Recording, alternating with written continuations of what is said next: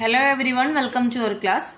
In previous section or previous class we discussed human male reproductive system and the human female reproductive system. Okay, so the male reproductive system fully get matured and the female reproductive system fully get matured. Both are matured for releasing the either sperms or the ovum.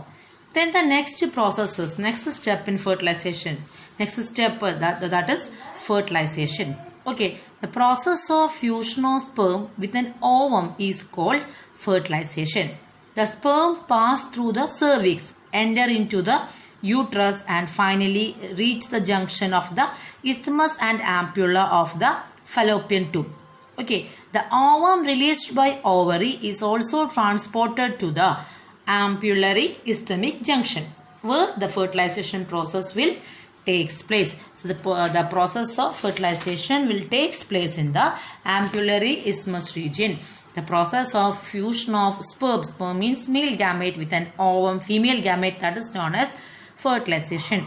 During coitus, the semen is released by the penis into vagina, that is known as insemination.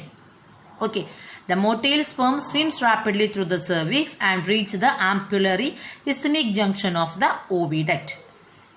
A sperm comes in contact with the zona pellucida layer of the ovum and induces changes in the membrane to block the entry of the additional sperms. We know that the sperms swim towards the fallopian tube by the lashing movement of their tail at the speed of 1.523 millimeter per minute. Sperm movement is facilitated by the local action of the prostaglandins present in the semen.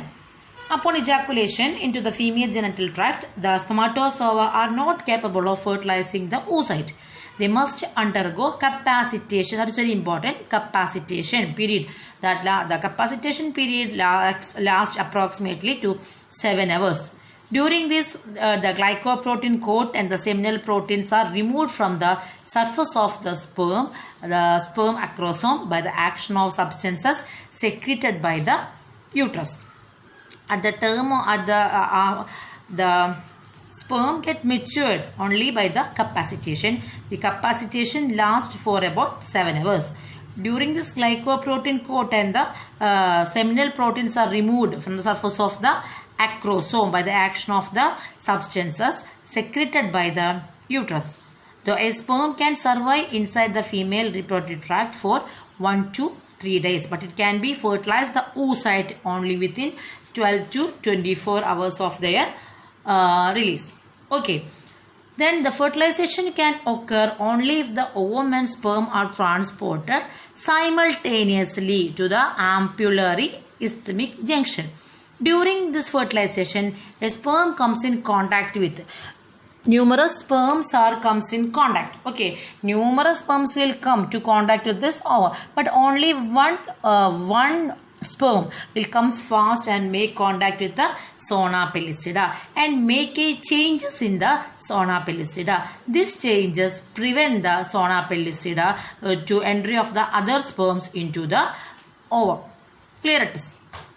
So the zona pellucida layer induces changes in the membrane that block the entry of additional sperms, polyspermic condition.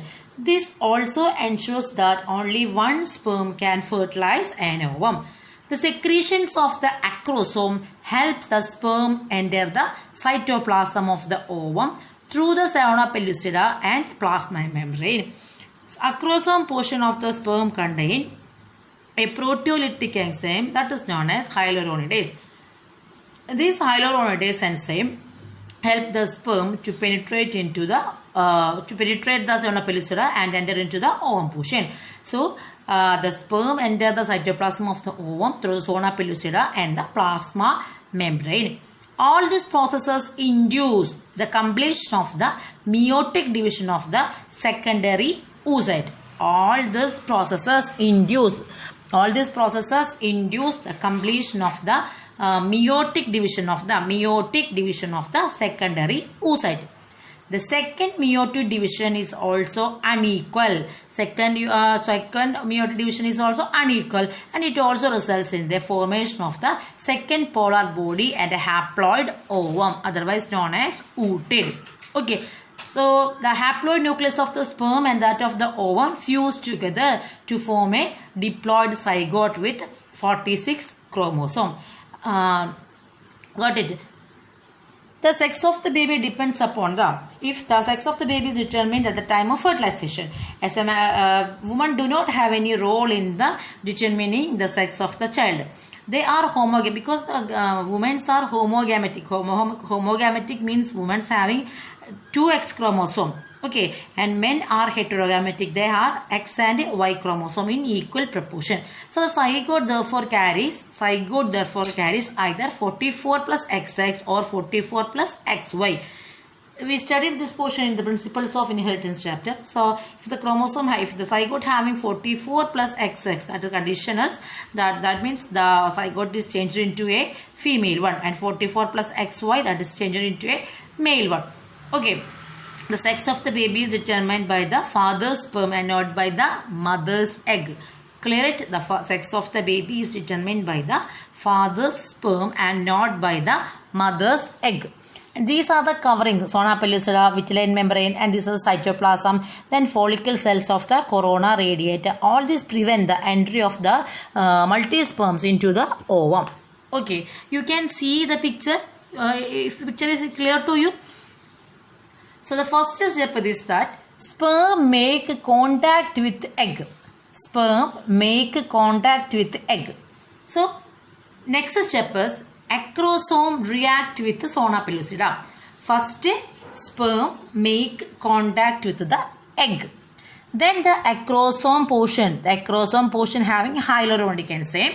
This enzyme reacts with the zona pellucida. And the third step is acrosome reacts with the perivitelline space. Perivitelline space. Perivitelline, what is perivitelline space? Here I tell you that one membrane, vitelline membrane. Okay. So the covering of the ooted, that is perivitelline space. So first step, sperm makes contact with an egg. Next step, acrosome reacts with the zona pellucida. And the third step, acrosome reacts with the perivitelline space. Fourth step is plasma membrane of the sperm and the egg fuse. Plasma membrane of the sperm and egg get fuse. And fifth step is sperm nucleus enters the egg. Only the sperm nucleus is entering into the egg. And the sixth step is cortical granules fuses with egg and egg plasma membrane, which renders the vitelline layer and impenetrable to another sperm or other sperms. So these are the main changes or main process occurs in the case of fertilization. What are the changes? First step is sperm make contact with the egg. Okay, the next process, acrosome reacts with zona pellucida. The next one is acrosome contain hydrolytic enzymes. Okay. Then the next one is acrosome reacts with the perivitelline space. The next one is plasma membrane of sperm and egg fuse. Fifth step, sperm nucleus enters the egg. Sperm nucleus enters the egg.